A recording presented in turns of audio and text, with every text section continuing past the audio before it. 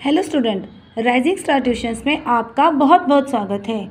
आज हम Urdu medium standard 10th subject Marathi संतवाणी शेख मोहम्मद सांगती सेव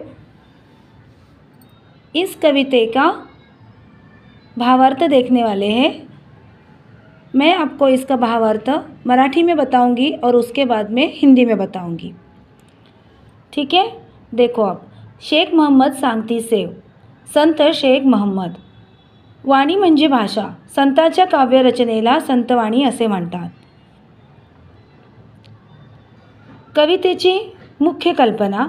या अभंगात संत शेख मोहम्मद यांनी सज्जन माणसाचे म्हणजे साधूचे मन कसे थोर असते हे सांगितले आहे। ते पटवून देताना त्यांनी अनेक उदाहरणे दिली आहेत। अशा थोर सज्जनांच्या संगतीत राहण्याची शिकवण दिली आहे। बच्चों, अभंग का मतलब होता है खुदा की तारीफ़ करना।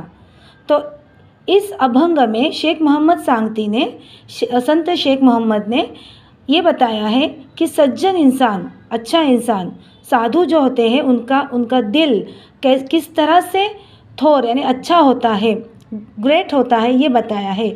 और ये बताने से हमें बताने के ऊपर उन्होंने बहुत सारी उदाहरणें मतलब एग्जाम्पल्स दिए हैं।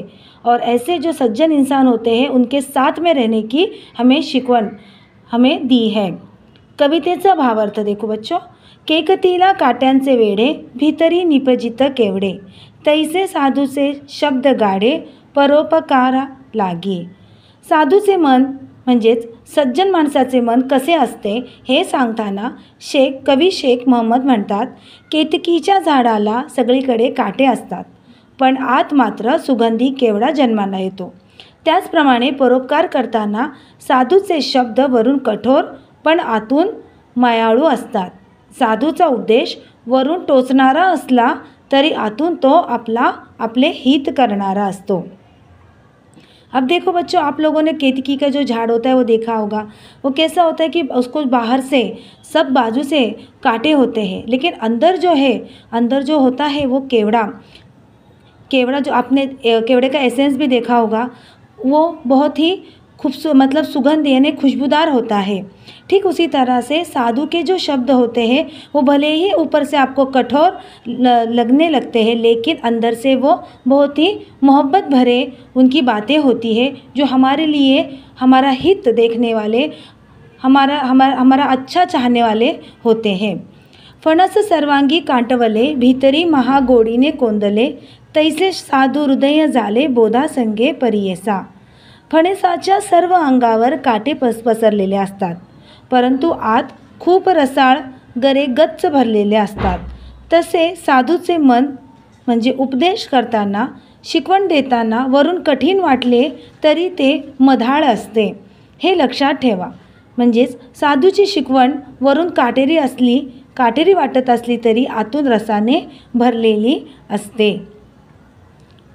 देखो बच्चों, फणस आपने देखा होगा, जैक फ्रूट कैसा होता है, उसके बाहर से जो होते हैं उसको काटे होते हैं ना, लेकिन अंदर से क्या होता है कि किसे रसाल जो गरे होते हैं, जो कैसे एकदम भरगच्च जो गरे होते हैं उससे वो भरा हुआ होता है। ठीक उसी तरह से साधु का जो मन होता है, जब वो उपदेश करते, जब वो कोई बातें सिखाते हैं, कोई शिकवण देते हैं, तो आपको भले ही वो कठिन लगे, लेकिन अंदर से वो मधाळ यानी वो बहुत ही मीठे रहते। ये हमेशा ध्यान में रखना चाहिए। नारळ कठीण दिसे बाहेर, भीतरी खोबरे अरुवार, तैसे साधूचे अंतर बोधे ओसांडले। नारळ वरून टणक असतो, पण आत नाजूक गोड खोबरे असते, त्याप्रमाणे साधूचे मन बोधामृताने म्हणजे उपदेशाने वाहत असते। नारियल आपने देखा होगा बच्चों, बाहर से कैसा होता है वो हार्ड होता है ना, लेकिन अंदर से ठीक उसी तरह से कितना मीठा जो खोबरा होता है वो कितना खूबसूरत होता है, मीठा होता है। ठीक उसी तरह से साधु के जो मन होता है वो उस वैसी मिठास से वो बहते रहता है, मतलब वैसी मिठास उनके उपदेश में, उनकी बातों में नज़र आती है। ऐसा सद्गुरूंशी धरा भाव, तो कैसा करावा उपाव। शेख मोहम्मद सांगती सेव, सबे श्रोत्यां प्रति। देखो बच्चों, श्रोता का क्या मतलब होता है कि सुनने वाला है ना, और वक्त का मतलब होता है बोलने वाला।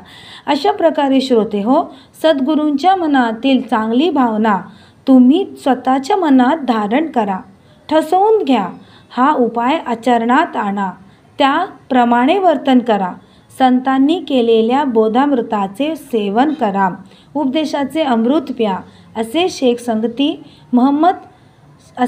संत शेख मोहम्मद सभेमध्ये ऐकणाऱ्या सर्व लोकांना सांगत आहेत।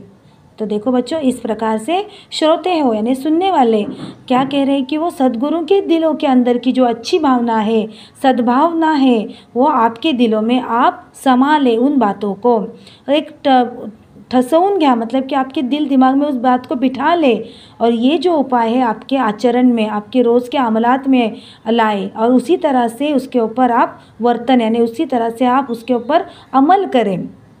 संतांनी केलेल्या बोधामृताचे सेवन करा, मतलब ये जो संतों ने जो आपको ये जो उपदेश दिया है, ये सारी ये चीज़ें आप उन चीज़ों के ऊपर आप अमल करें। और ऐसा जो है ये शेख मोहम्मद सभेमध्ये सुनने वाले सारे लोगों को ये बता रहे हैं। तो बच्चों, मैंने आपको संतवाणी शेख मोहम्मद सांगती से इनकी जो है ये आपको छोटी सी ये जो कविता है उसका एक मराठी में और दूसरा हिंदी में बताया है। बच्चों, आपको अगर मेरा चैनल अच्छा लगे, मेरी वीडियो अच्छी लगे और मेरा समझाना एक्सप्लेनेशन आपको अगर अच्छा लगता हो तो मेरे चैनल को सब्सक्राइब ज़रूर कीजिएगा। तो मिलते हैं हमारे नेक्स्ट वीडियो में।